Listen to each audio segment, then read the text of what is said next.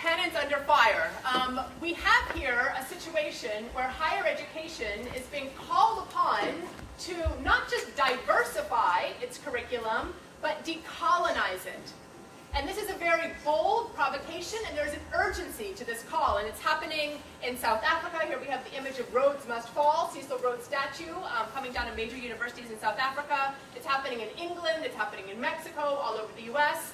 And it's happening to such an extent that we as scholars in this intellectual community need to take it seriously. It's not a call that can be ignored. And it's not a call that can be answered just with the language of diversity. Decolonizing is a very intense challenge for us, and my colleagues and I here think it's also an opportunity. So I just put a few slides in here to show that there are symposia, there are panels, there are sessions, there are conferences happening all over a call. So I've just put together a few little images that I came across. It's happening all throughout Latin America, Mexico, Peru, Chile. Universities are grappling with the call to decolonize their general curriculum. What would this look like? On some level, it would be tapping into long historical legacies of brilliant post-colonial and decolonial scholarship. So there's already this scholarship happening at universities, and these, of course, are some classics. But we're also seeing a new wave of scholarship about decolonizing curriculum itself. So this kind of meta scholarship by scholars thinking through what this would look like from an institutional and a curricular perspective. These are some books that just came out in the last year or so.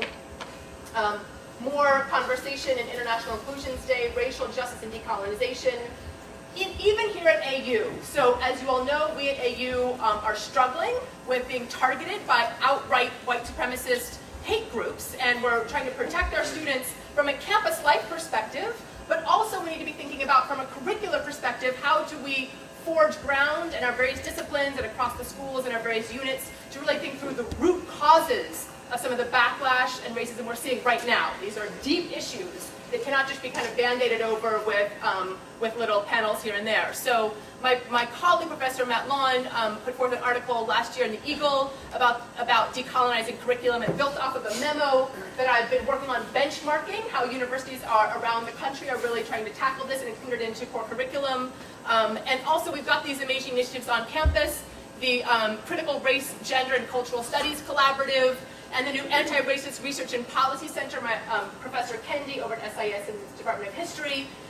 So moving forward, what would it look like to take these little initiatives happening around campus and unite them and really take this conversation forward? And I just had a few ideas I wanted to end on. There's a new AU 2030 Social Equity Initiative that just got approved this year, so we're very excited about that, and that could be a way to anchor some of these conversations moving forward. AU just got gifted a huge piece of land. Do you all know this? Airlie Estate. It's like an hour away.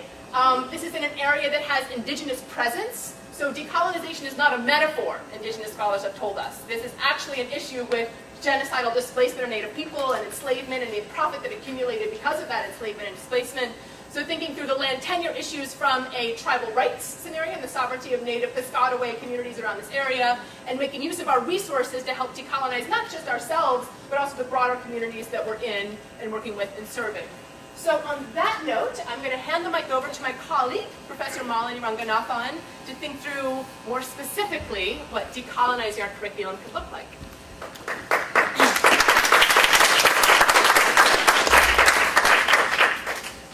Okay, good afternoon, everyone. Thank you so much. Thank you especially, I want to extend kudos to Garrett Grady Lovelace for the document that she wrote, as well as really pulling this conversation together. So my name again is Malini Ranganathan, and I research and teach broadly on urban environmental justice, the political economy of development, and the construction of spatial and social difference. Decolonial, anti-racist, and feminist approaches, epistemologies are core to my research and teaching. What I want to do is I want to reflect on two things that decolonizing does not mean to me, and two things that it does mean to me. And then I'm going to end with this tweet that I sent out last week that has gotten more engagement than anything else that I've ever tweeted out, which is a little bit of a sign of the times. So I wanted to just put this out there, and because I wasn't really, I was able to answer a little bit on Twitter, but not extensively, I thought it would be one of the ways to engage here. So what decolonizing does not mean to me, first, is simply adding 1 or 2 or even 5 or 6 POC scholars or scholars with Global South sounding names to your syllabus that somehow, this would increase the diversity of what you're teaching. The problem with this kind of tinkering is that you do not question the very foundations of what counts as knowledge. You leave unquestioned the epistemological basis of your discipline or field or your chosen topic of instruction. Okay? Second, what decolonizing does not mean to me is simply talking about colonialism and how it was bad. That's a start, but it isn't enough. I worry sometimes that for our students, our undergrads and graduate students and PhD students, suddenly everything becomes reducible to what Walter Mignolo has called the colonial wound. There are 2 problems with this simplified understanding of the colonial wound. The first is that while it recognizes the lingering effects of colonialism, it nevertheless relegates colonial relations to the past, as if somehow everything ended with 1947 or 1967 or 1991. And the second, with this sort of, this simplification of colonialism, is that it absolves the Academy's own complicity in the colonial project by somehow creating the sense that the Academy can sit apart objectively, and study colonialism from a distance. The reality is that fields like IR, geography, anthropology, sociology, human rights, global health, environmental conservation, these were all involved in the colonial enterprise, and they continue to reproduce certain norms, right? So there is somehow this glaring omission when we just sort of leave it at the study of colonialism. So this brings me to what decolonizing actually is. So as I said, it's more than adding a POC scholar here and there. It's when you look at the structure of your syllabus and ask yourself, are you using the space of the course to trouble taken for granted assumptions about what counts as knowledge, right? Does your syllabus not simply point to alternative ways of thinking, but also question the canons themselves? So for instance, in my case, it means through my courses, questioning the colonial roots of environmental conservation, population, or tropical medicine, right? Or even urban sanitation efforts. It is this epistemological approach that I find is really important in actually carrying through and acting on decolonizing. I'm reminded here of the critical race theorist Charles W. Mill's work on epistemologies of white ignorance. In his work, specifically the racial contract, Mill says that, quote, white ignorance is a particular pattern of global cognitive dysfunctions, producing the ironic outcome that whites will in general be unable to understand the world they themselves have made. Right? And here, white ignorance can be practiced by non-whites as well. And this very much invokes James Baldwin's, in his note to teachers, talking about the problem with sort of what we take for granted within education, and Sylvia Winter's essay, No Humans Involved, an open letter to my colleagues. So I think these are really good starting points for understanding what Mills is talking about. White ignorance is not just the absence of knowledge or lack of knowledge, rather it is a political project. It's a kind of willful ignorance that negates the presence of racial and colonial violence, the testimonies of racialized others, and the dominance of certain knowledge frameworks over others. So epistemology obviously is really central to, I think, how we define decolonizing. Second, decolonizing means, I think, recognizing the ways in which colonial relations reproduce in the present. So a framework that I found really compelling for thinking about this is the concept of coloniality, right? And coloniality, following key theorists in this field, Walter Mignolo and Aníbal Quijano, is not just the raw power. Okay, so I'm going to end right there. I'm going to just mention this tweet that I put out, which I said, I want to teach a class called Social Theory for Emancipation, where we would read Ambedkar, Fanon, C.L.R. James, Aimé Césaire, Spivak, Mohanty, Hall, Mignolo, Robinson, Baldwin, Winter, etc., and then read canonical social theory instead of the other way around, right? So the idea is to actually flip the directionality of this, and I had 2 other tweets, and as I said, it generated a lot of engagement, and so perhaps we can talk about this. Thank you.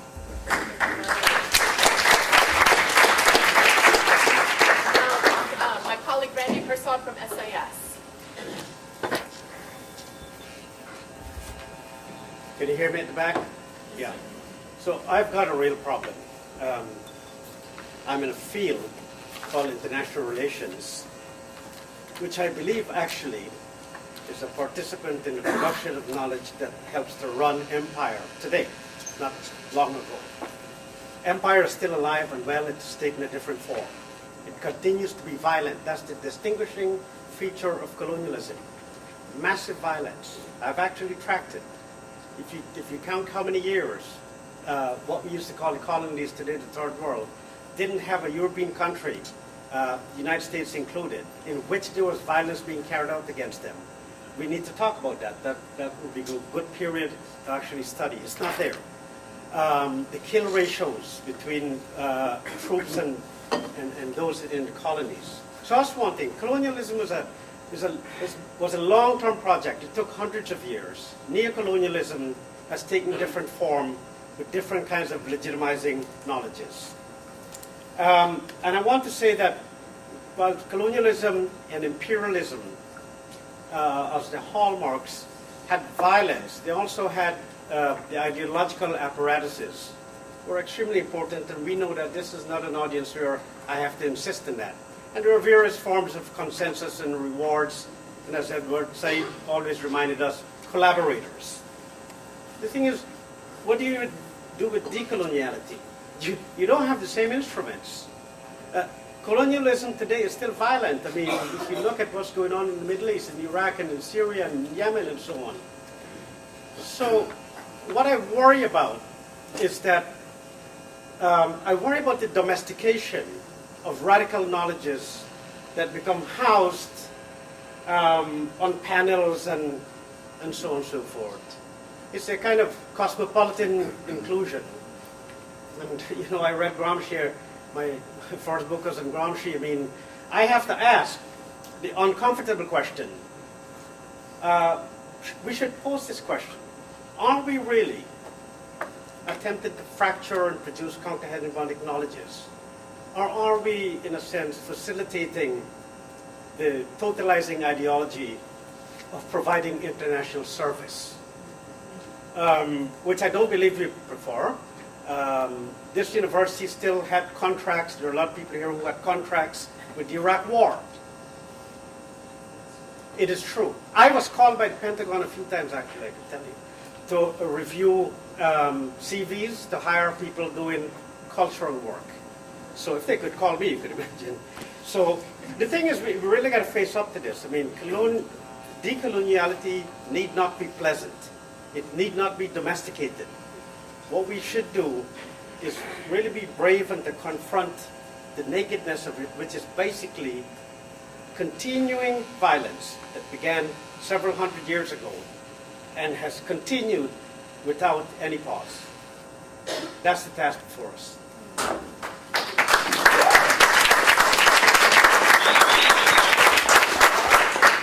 Professor Jim Middleman. Yeah, I want to thank Garrett, and I want to thank CTRL for organizing this forum. Can you hear me now? Yeah. So I want to start with the personal, and as feminists always say, the personal is public. And my thinking on decolonization is informed by two early experiences that I had in life.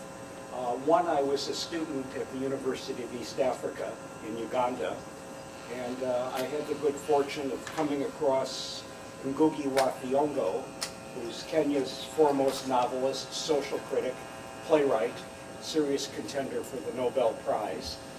And I read his book on decolonizing the mind.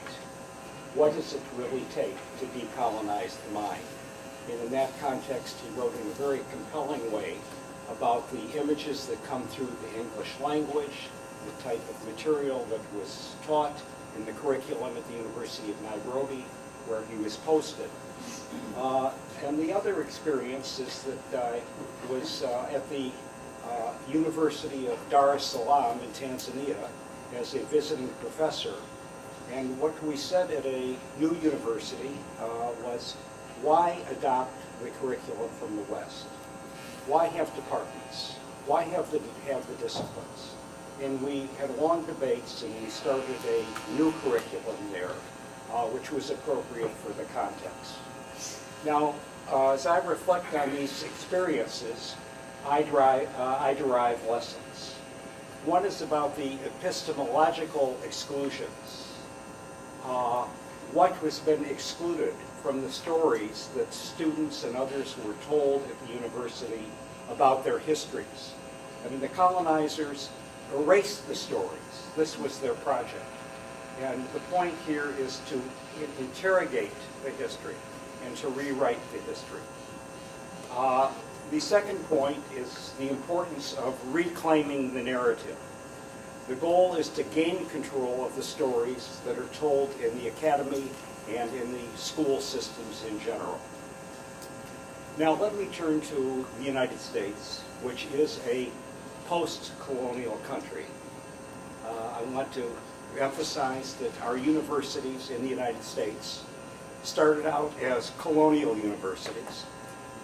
Harvard was the first in 1636. Then came William and Mary and others. And these were institutions for educating white Protestant boys.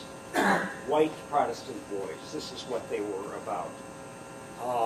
Only now are we beginning to uncover the subjugated stories of these universities and the complicity with structures of domination, including slavery. The questions that have to be raised, and I think that Melanie was getting at this, is how did our conceptions and preconceptions come into being? How were they created? The paradigms, the way we think, what I was taught, what you were taught as students. Now I like to say mistaught.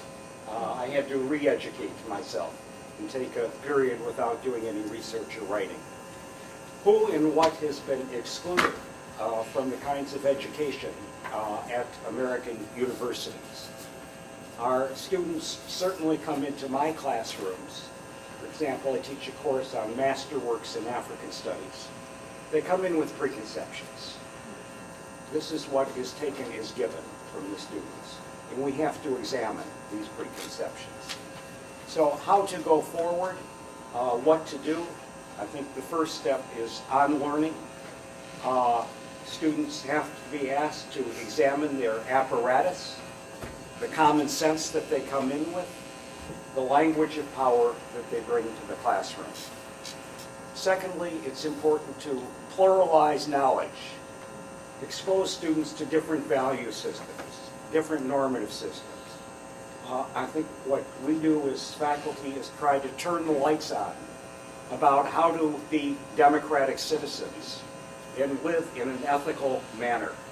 Ethics are ever so more important today with what is taking place in the United States. We have a dialectical opportunity to create something and do something differently. We teach a lot about methodology, but not enough about the most important methodology. As a student, I had to learn factor analysis, I had to learn regression analysis, but the most important methodology is listening.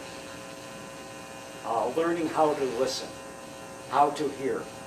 In fact, Adlai Stevenson once said at the United Nations when he was ambassador, the technology that Americans need the most is a hearing aid. So what is decolonizing the curriculum about? It's about mental emancipation. This is the goal. Thank you.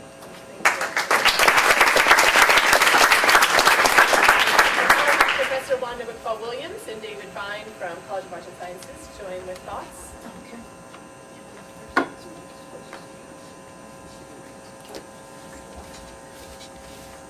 I'm not sure this is on. Yeah. Good. Great. Okay, I'm going to try to talk quickly, and because we want to get to discussion, thank you all for coming. Thank you to Garrett and everyone who helped organize the event. I should start by saying I am not an expert on this subject. I know something about the colonial roots of anthropology as someone trained in anthropology, but I would start by saying I have so much to learn. I've already learned so much in just the previous few minutes, and I think more than learning, so much work to do personally. Second, I would say we have to, of course, begin here. Begin with ourselves, begin with our departments and units, begin with our colleges and schools, begin here at AU. And I do think, as some have in mind here, that we can be, as a school, we can help participate in what is really a global movement. We do, of course, teach and attend a university that still has a general education area known as traditions that shaped the Western world. I was excited when I heard that. I assumed that meant that it would be an area focused on colonization, slavery, violence, race and racism, white supremacy, misogyny, and the like. But I think that's not, of course, what the people who designed that area had in mind. And we shouldn't, of course, fool ourselves into thinking that just because the general education program is now changing, that the university is transformed. I think a starting point is, as Garrett alluded to, acknowledging the colonial context in which we're having this conversation. The colonial context of the land we're currently occupying, and as Malini pointed out, the colonial present that we inhabit. Next, again, basically everything I'm saying is echoing what other people have already said. It's not about the curriculum alone. I think we have to focus on a larger struggle to transform academia, to transform structures, to transform universities, so that ultimately universities look a lot less like me. Euro-American, white, male, upper class.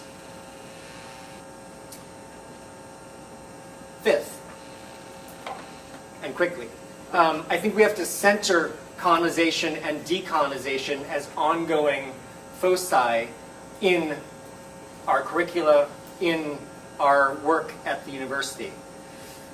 Sixth, I think,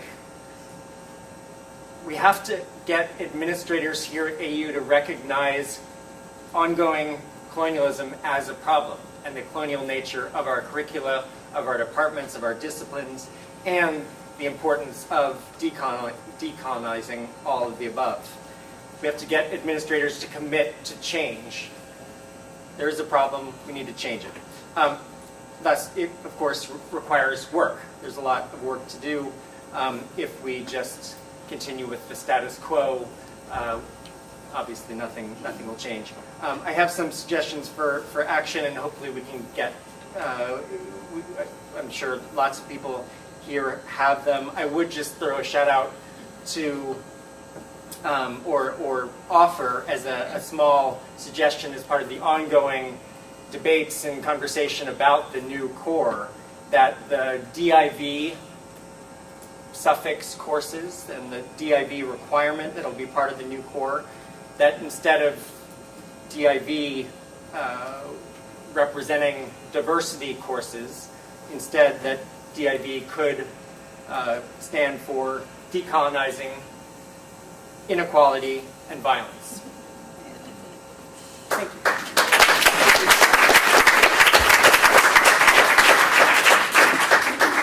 That was nicely done. Okay. Okay, so I'm Wanda Wigfall-Williams. Okay. Wanda Wigfall-Williams, and I'm at the School of International Service. And my work involves identity, identity-related conflicts. I look at identity through a gender lens, through a racial lens, through class lens. And there are a couple things I want to say. I'm going to make it personal right now. So I'm from Jamaica and Dominican Republic. As a little girl, all the men in my family had PhDs, JDs, MDs. And so Sunday dinner was kind of interesting at our house. So and they were all teaching at the University of the West Indies. So not that the kids were supposed to be around, but we were. We were just quiet. And we got to hear snippets of their discussion about what was wrong with the United States and education and how it was influencing everything in the world in a not so good way. So I want to take that. So people like Orlando Patterson and other folks like that. Oblique Gray, who I'm sure my colleague Randy has come across in his work. Those were the folks I heard from, not directly, but I got to hear what their take was.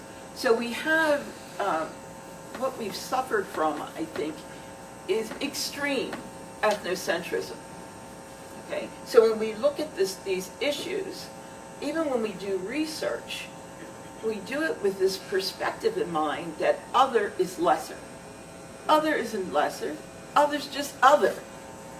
And it's important to dive deep and to try to understand the frameworks and the core, the essence of what they were getting at. So in terms of decolonizing the syllabi, decolonizing all of my work is a huge responsibility, but one I've been working on for a while, and this is how I come to it. And this is what I ask you or challenge you to do. I think, and not right now, I don't want you to do this, but at some point we all have to strip naked and look at ourselves. Really. And what are our biases? How do they impact what we say, what we do on a daily basis? So we can talk the talk, but if we're not walking it, it rings hollow to all of us, all those around us. It comes through in our teaching. 5 minutes, somebody might hear a lecture, and then 5 minutes later, they'll pigeonhole a student. And it's not just the students, sometimes it's us. And we need to be aware of that. So one of the other things, we're dealing with hidden and stolen histories and lost histories. And that's not something that happened in the past. It did, but it's continuing to happen. If you look at the environmental issues and nations going under water and trying to find a home for their culture, their cultural artifacts, and people will take their artifacts but not their people, what's going to happen there? Okay, so this is something that's continuing to happen. Remember, whoever has the pen controls the narrative. And it's about time that we individually and collectively, as humans, as academics, as researchers, take the pen. Thank you.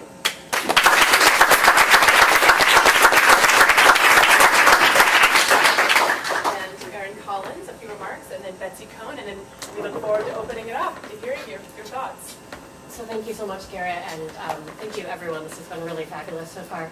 I'll try and keep my comments especially brief because I'm really interested in the general conversation. I have a few things to say to echo and hopefully add to what's already been said, and then I have a few more thinking concretely about things I've tried to do in terms of my pedagogy here in SIS and at American University. So I guess the first thing I want to say, maybe provocatively, is I think there's a real need to, at every stage of our training and teaching and research, really ask questions about what are the origin stories that we tell in our work and what are the origin stories that we pass on to students. In a lot of ways, this dovetails nicely with this question of what is the canon. I'm reminded in my own PhD training, in our sort of core, this is what critical geography is, year-long seminar that we had a week on gender and a week on critical race, right? But we talked about class every week, right? And so the point is, this gets reproduced at every level of the academy, and really requires students, faculty, and staff to ask, I think, hard questions about what is being treated as core and what is being treated as sort of the interesting but sort of additive peripheries, right? So questioning these cores and peripheries in our work. And a way that I've tried to work this into my syllabus is I ask students in their reflections and theses on the work that we read I put a series of questions in the syllabus that I asked them to kind of reflect on in their reflections, and I'll just read them. So one is, I asked students whose bodies, experiences, and histories are generalized and whose are particularized in the particular reading under discussion. I asked them what is the archive and what are its silences.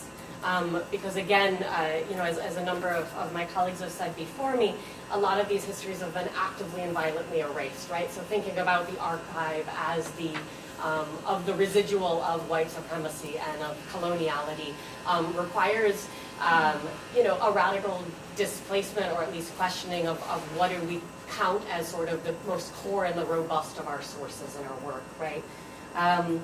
I asked them, what are the conditions of recognition and inclusion for the phenomena under considerations?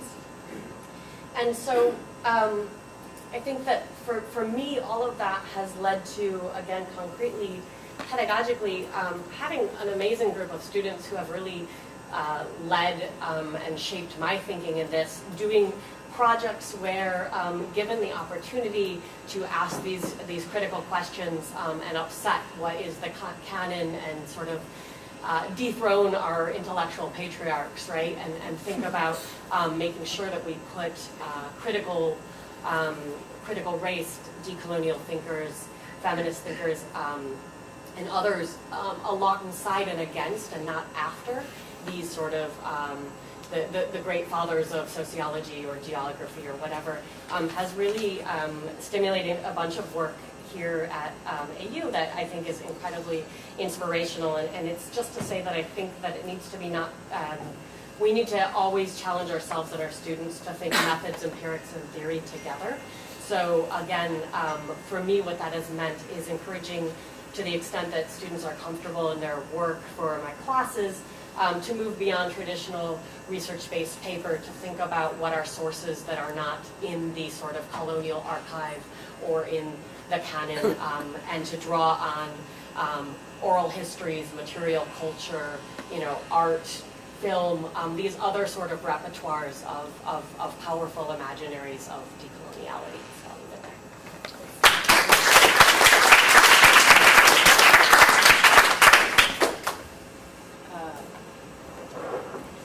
Thank you. That's, I think what I have to say fits nicely to jump on what Erin had to say. Let me just ask first, raise your hand if you are a staff member. Okay. Any students? All right. And faculty members. All right. So I recognize that that we all need to think about how to interpret this into what's been said into the work that we do on campus, because that's what we're talking about here, but more generally even in the way we think in our lives. I want to just take it back for a second to AU, and if you don't know, there's data on the Provost website about how students here feel about just this question of inclusion.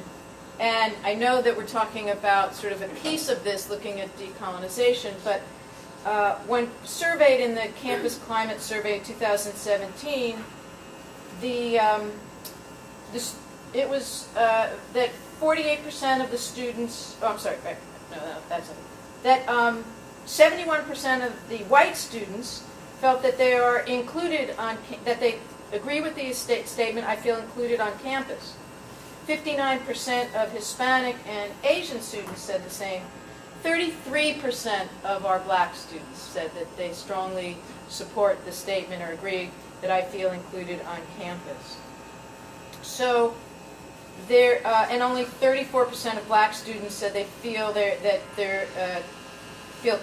the university is committed to this environment. So I look at this and I think about the amount of work that we still have to do among students, faculty, and staff and administrators. So as I thought about this panel, and I want to echo what David said, which is I'm not someone who studies this, and it's not something that, so, and my pitch is sort of wearing my hat as the SAS faculty coordinator for teaching and student learning, and a lot of workshops I do for faculty, is to think about what we can do without feeling somehow paralyzed by the fact that we're not experts or that it's not going to be our area of work. And so in that sense, I'm going to have to disagree with Melanie, and we'll talk about it later. But because I think that it's important for us... About what? Let me explain. Which is that I think that it's important for us not to be paralyzed by this idea that like we have to be perfect or that we have to be absolute experts in something before we give it a try. And that we have to somehow be comfortable with the fact that I'm going to give this a try, I'm going to learn, and that I'm going to then take some risks and I might screw up. I hear this a lot from faculty, which is I'm afraid to confront these issues in the classroom because I'm not an expert and I might screw up and then I'm going to get blamed for it. And I think that it's really important for us to, all of us, to take a step here and out of our comfort zone, learn what we can, and perhaps, and this is where I'm disagreeing with Melanie, which is I know it's not enough, but if we start with just asking ourselves and reviewing our syllabi, okay, who are the voices I have in this syllabus? Can I add a few more voices that are not from the canon? Can I add, if I'm teaching about Africa, what African voices do I have in here? Can I use people who are not scholars, but perhaps people who have been subjected to the experiences and policies here? So it's not going to get us perhaps where we need to go immediately, but I think it's a start, and I think it will help our students feel more included in their experiences here on campus. And I also would say that the last, and I'll just keep this brief so that which is the last thing that's really important to do, which is to ask for help. And I think that's something that we are sometimes afraid to do. And so it's finding people who we can trust, that we can say, we do it, faculty do it with their research. We ask our peers for help in our research all the time, but if there's something, I don't get it. But there's something that says we're afraid to ask for help in our teaching. And sort of how to rethink the way that we offer an intellectual package of information for our students to chew on. And so I think that it's really important for us to ask for help in how we can take the first step. So thank you. Thank you all. We're going to open it up, and I just want to have a final comment to say this is a very multi-pronged endeavor, obviously. None of us are experts. I'm particularly a novice in this, but the urgency is there, so intellectually it would be disrespectful and irresponsible to not engage this wholeheartedly as a university and individually with each unit.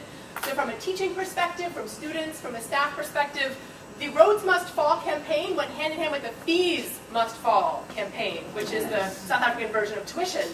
So I think the broader, story of American universities is rising tuitions, the exclusion that brings with it. So how can AU be a leader on diversifying the people who are with us in our intellectual community, as faculty, as staff, as students, as we work on this larger intellectual project? So on that note, maybe we'll take 3 or so questions, and then we can go through the panel, 3 or 4. Yes, if you would just introduce yourself and if you're staff or student or... Yeah, so I'm Jessica Hobson. I work in the controller's office and staff. Am I working? Yeah. No. Yes, it is. Okay, so I'm pretty sure you guys are all, you're all professors, like teaching on campus now, and a lot of you, it looks like you're doing research too, but I'm also an alum, so I'm wondering about like specific examples that you guys can bring up, like specific changes that you have made to your syllabuses for the classes that you already teach, and because you guys kind of debated whether or not like inclusion of additional sources is enough to effectively get at our mission here, like the decolonization. But I'm also interested in specific changes to the material that's already there in the syllabus and how you guys went about doing that, if you guys have any examples. Great, thank you. Thank you, Essence. Any other? Yeah. So thank you very much, and thank you, Ciara, and the panel. That was really interesting. I would like to mention something which links to what many of you have said, but I haven't heard it. I think it was implicit, but I would like to know whether you also think there is some kind of asymmetrical power, and following Quijano, a kind of coloniality of power when we talk about disciplines within the university as well. Because when we talk about Mignolo, for instance, in Latin American cultural studies, from Latin American perspective, from a Latin American perspective, Mignolo is seen as quite canonical just because he writes in the States and he writes in English. And Bolivian anthropologist, for instance, Silvia Rivera Cusicanqui, she would say that she is suspicious of Mignolo because of that. So then we come across something which is complicated here, and is from which perspective Mignolo can be seen as non-part of the canon, and where, from another perspective, is seen as part of the canon. So what's the canon? Who decides? And with this, I would like to also add here the issue with language. I don't think Silvia Rivera, for instance, I'm not quite sure about this, but I'm not sure whether she's been translated into English. And yet she's an anthropologist that is very highly regarded in Latin America as somebody who has broken some kind of canonical view of anthropology, at least in Bolivia.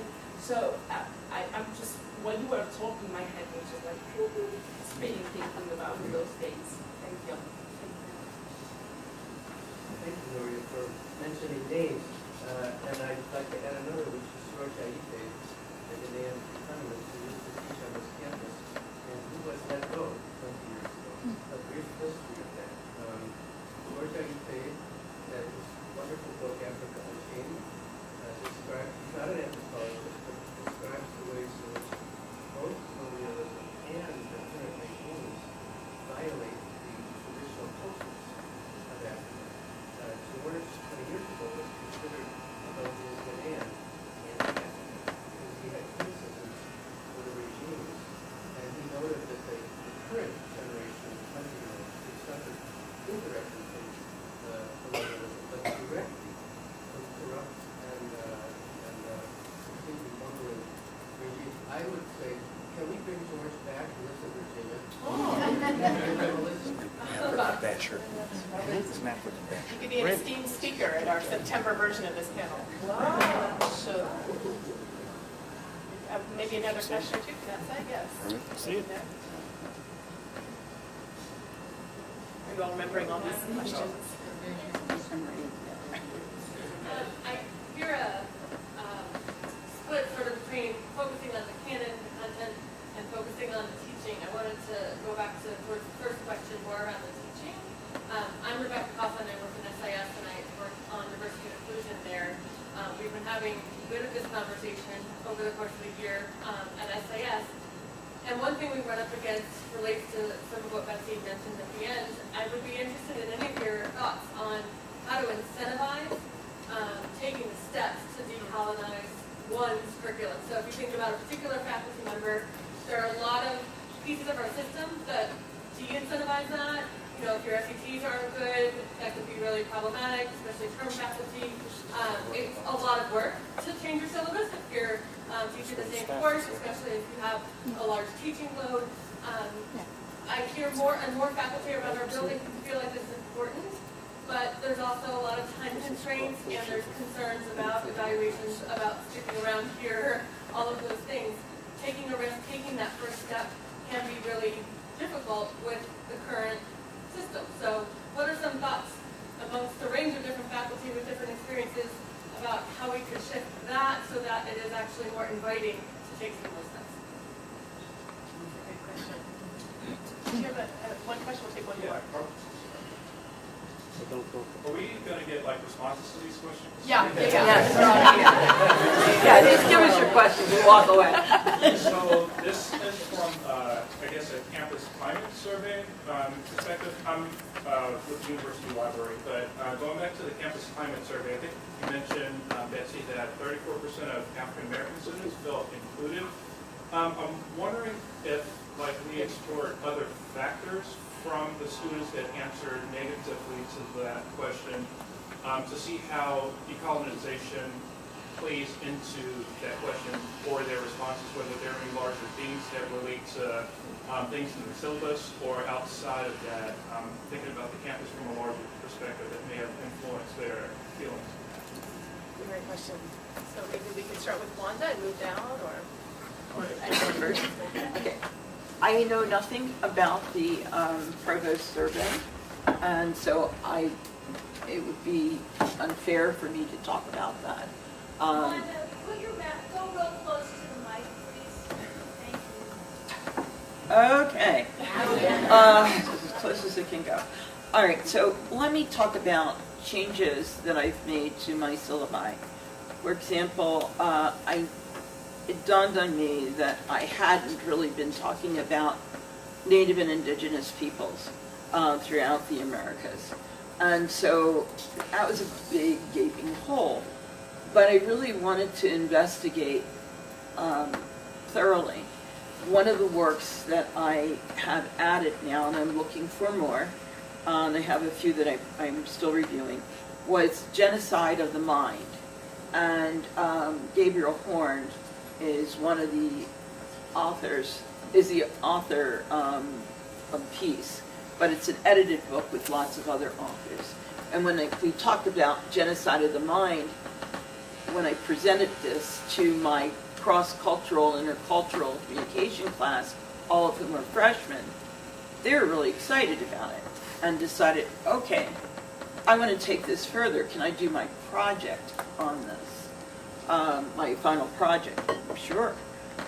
There's another one, and the book is called White Trash. It's by Nancy, I know. I had to take the dust jacket off. I was embarrassed. Nancy Eisenberg wrote it, and she talks about how colonists gave other white people that name, white trash. That's where it originated from. And they were considered the lowest of the low. They were like a nano step above black people. Another book that I use is The Mulatto Republic. Frantz Fanon, of course. Baldwin, of course. And there are many others. So it's not that I don't just pick these because the writers are brown or black or Asian. I like David Kang's work. When I was teaching world politics, I found that work, and I've been using him and others just to sort of bring in these different voices, different ways of looking at the world. Bell Hooks, of course, you know, and I use her a lot.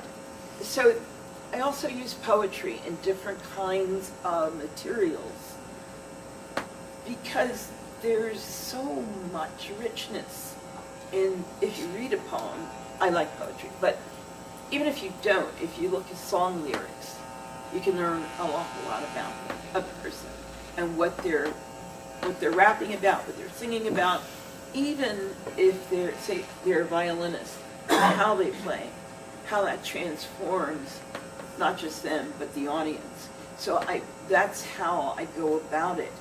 I ask my colleagues for information and suggestions. I don't just take it on their word. I read it, and then I make a decision, an informed choice. And then periodically throughout the semester, I ask my students, how was it reading that? Was it accessible to you? Did you feel it spoke to you anyway? Did you learn something new? Or did you hate it altogether? So far, no hates altogether, but, you know, that's sort of how I handle it. Real quickly, specific changes in the syllabi.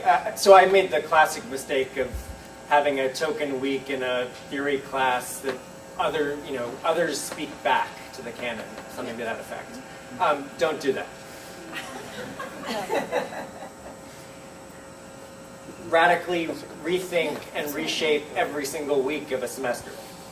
And go beyond syllabi to think about who are the guest speakers in your classes, who are what videos are you using, what topics are you selecting, what geographic examples are you including in a class and in the syllabus.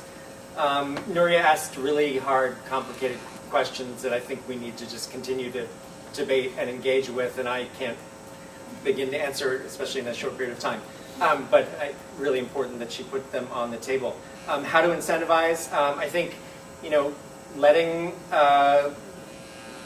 taking SETs off the table for a class in which someone commits to engaging in and developing the class as a decolonized class. Also sharing resources, making it easier for faculty to do this. This is a part of that process, but I think we could more systematically share resources and strategies. And last, other factors influencing the student response is the really important question. I think we need to find out. We need systematic research to understand the experiences of students of color in particular at the university. And more broadly, I would say we need a systematic review and systematic research of not just curricula, but our schools, curricula at the school level, at the university level, at the department level, and at the individual faculty member level.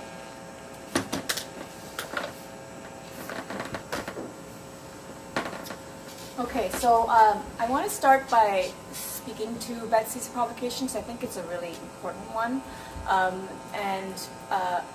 Provocation is basically why make perfect the enemy of the good, and shouldn't we really start by including a few POC scholars in our syllabi? And while I sympathize with the baby steps and the sort of learning that goes along with that, I worry about how the project of colonizing can become co-opted, and how it can become a sort of window dressing, like just splattering your syllabus with a couple of names that sound unusual, is really just a sort of whitewashing. And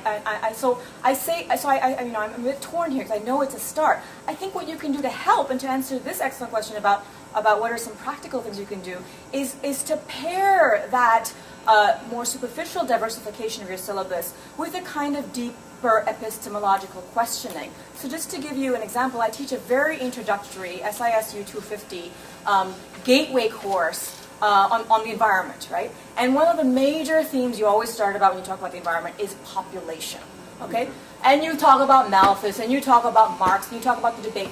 But I also include Jade Sasser, who is someone who I believe went to the same program as Aaron Collins at UC Berkeley, who is a black scholar who writes about how population control embeds violence on the women, bodies of women of color, and how that's a really important genealogy that's completely erased in this canonical debate between Malthus and later on Marx. So I think you can. There's ways in which you can take baby steps, Betsy, as well as doing some deeper questioning that then does not risk the window dressing and the cooptation.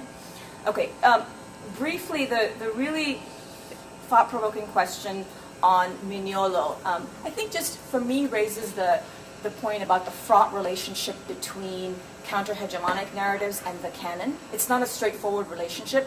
For instance, that tweet that I put up where I was doing a thought experiment, can we teach counter-hegemonic narratives in social theory classes first, followed by the canon, to reverse the order, just like David was saying, don't do the usual squeeze into the last few weeks feminist theory and critical race theory and say, okay, I covered my bases, but rather completely change the syllabus around. Someone wrote back and was like, the problem is that those decolonizing authors are always drawing on the canon in their work, and so how can we reverse that directionality when we don't give students the first kind of exposure to whoever, Marx is an example. And I'm thinking, well, try it, okay? Experiment with it. And I know, of course, the evaluations are a little bit liability here. But what happens when you do that is that you kind of change just the ways we think, and I think the whole boundary between the canon and not the canon is constantly being reworked, and that's why decolonizing is a work in progress. So Mignolo might have started out his career being more of a heretic or whatever, but then now he's sort of more central, and so then there are other borders, right? And so borders keep being made, and I think that's part of the ongoing work of decolonizing. It's not a done deed. It's never a fait accompli. I'll get back to you after. So I'm going to try to cause a little bit of trouble here with cosmopolitan liberalism. It works with the presumption that the students don't know, and that you know, and you will impart this knowledge to them, and they will be transformed. The problem is, you know, the pedagogical strategy, what you should give them, the syllabus. My friends, they are agents of history in their own right. When I sit in front of a class and I'm telling them that violence is the preponderant gift to the third world from here, they probably want to know what is my citizenship. There's a real, this has happened actually. So there's a real dialogical, but a violently dialogical moment of confrontation. I think it's, if I may say so, with all due respect, tremendously naive. The students simply have these distorted ideas. The same students who are in our classes are also at the leading edge of confronting changes that are going on. They are part of the resistance movement to the changes that are going on. The classroom is simply another theater of the dialectic of domination and resistance, rather than we work with this idea that if we change the syllabus, give them a little bit more of an honor, Chakrabarti or whoever, and they read it, they will come to their senses. It doesn't quite work that way. There are things I could propose right now, and I know this seems to run counter to my idea, but we are in the university. SIS requires all students to take world politics. I would invite SIS to look at the syllabus. And I can propose now that we replace it, or that at least half of that course be about decolonizing world politics. We don't know this. I taught the PhD course, PhD seminar in IR theory. It usually begins with Thucydides, jumps over a couple of thousand years of history, and arrives at Machiavelli, straight on to Hobbes, then to Marsheimer and Waltz. And the decolonizing that we've been doing, it's been going on a long time. Anne is right here. She's been at the leading edge of decolonizing IR, which is immensely patriarchal because it's so militarized. We could change we could put things on the table for students to consider from a different angle from the first day they come in. We need to change world politics. The syllabus, the syllabus that you read is really important. I take my last comment is from Michel Rolfe-Trudeau, who talks about the archive. And he begins with this very simple idea that we try to get students to understand what happened. The thing is, what do we know with what happened? It is still contested. Students know that there was slavery. They know this stuff. They know that there were, what's happened in other parts of the world. But post-colonialism, one of its most important claims is to ask the question, why do we still need to be doing this? And the reason is that at large, and including many of our students, defend that history. So you are in a process of dialogue. It's a very complicated dialogue. There are relations of antagonism that are operating in relations of power, depending on the balance of power of the classroom. I'm talking about the ethnic balance of power in the classroom, and those of you who have been teaching for a very long time will know it makes a difference what kind of conversation you have depending who's in the classroom, right? And especially if you're a minority teacher, how far you can go, right?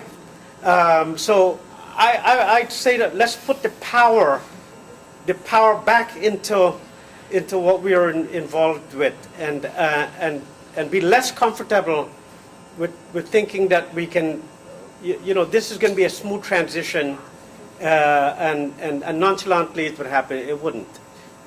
The students are part of the history, and they're part of the makers of history. We are too. Yeah, I want to pick up on Randy's last point about the power, and I mean what has to be on the table here is disciplining, the way that disciplinary power operates in the academy. And so we were asked for specific examples of what we do. And I'll give you a negative example to begin with. And that is when I was a very young assistant professor at an elite university, I was asked to teach contemporary civilization. Well, after living overseas for a number of years in the global south, I came back and I saw these were all Western male authors on the syllabus I had been asked to teach. So rather than try to confront this head on, I added other authors. And then a very senior administrator came in to see me, and he said, there have been complaints about your course. I said, yes, what are they? I was eager to hear. And he said, well, it's about what you've added to the syllabus. You were not supposed to do that. So this was a naked display of disciplinary power. It occurs in other ways, of course. So my own courses are multimodal, with poetry, with plays, with novels. I happen to be tactile, so I like art. You know, what can be seen, what can be touched. There was an artist from South Africa who was teaching for 2 years at an art school in Baltimore. I invited her to my classes, brought some of her work, and she was commissioned by the government of South Africa to monumentalize, to memorialize the liberation struggle in South Africa, and to train others to work with her. I asked her to explain what she was doing to the class. It was about materiality, the particular materials, how she trained people. And then I shifted the focus and I said, well, in the United States, we're still fighting the Civil War. We are still fighting about Reconstruction period. What are the lessons here about monumentalizing and memorializing that we can take away? I mean, this is an example of the kinds of things that we have great opportunities to do in Washington by engaging the community. My students go to art museums with me, and we discuss the art and things that they can see visually. They talk to some of the artists when it's possible. I find this to be very valuable. Next, let me go to the issue of how do we... 2 minutes left. Okay. 2 minutes. All right, yeah, I'll go quickly. Don't worry. How to incentivize, and here, I mean, we know for several reasons that the teaching evaluations are problematic. They have to be supplemented. We can do this through observation, as done at the AU Law School, at several universities. And I think that those who observe also have to be trained in the reports that they do, in the kinds of feedback they give to the instructors. Journals are rated A, B, and C in some of our units on campus. These are the hegemonic journals. How do we try to encourage dissent? How do we try to have faculty members do unpopular types of work? This is also about the search committees and how do we recruit? Do we look for quirky people or people who are going to reproduce the mainstream? And finally, I think a point was made that really should not be lost in the discussion here, and that's it's not simply a matter of decolonizing the curriculum. Our syllabi are a vehicle. Our courses are a vehicle. What we have to do is to decolonize the academy, and this is a much larger task. Do you have any other final thoughts? Or we I can open do, for a question I or two? do, but I'm going to give it to you. So Oh, you all right. can have, anything I have to say, it doesn't I really want to say, but it's not important. I want you to say. Well, if there's another thought or two from the audience, we can at least just, we can throw it to the larger table. We don't get a chance to answer it. It's been said, yes. I think this one, I would like you to say something. all right. I'm Ahmed Dean Ahmed, and I adjunct teaching in the physics department and also the Muslim chaplain in the King Spiritual Life Center. I'd like to suggest the possibility of considering decolonizing the colonial project, decolonial project. It was mentioned, for example, that one of the things you'd like to do is to take people who are viewed as coming after the fathers of the disciplines and make them alongside the fathers of the disciplines. But when I think about a course like, what shaped Western history, I don't think about whether Western history, is self-made or is it made by its own worst attributes. It's in a context of a world history, and that's often overlooked, as Randy pointed out correctly. We tend to skip a few thousand years, even in physics.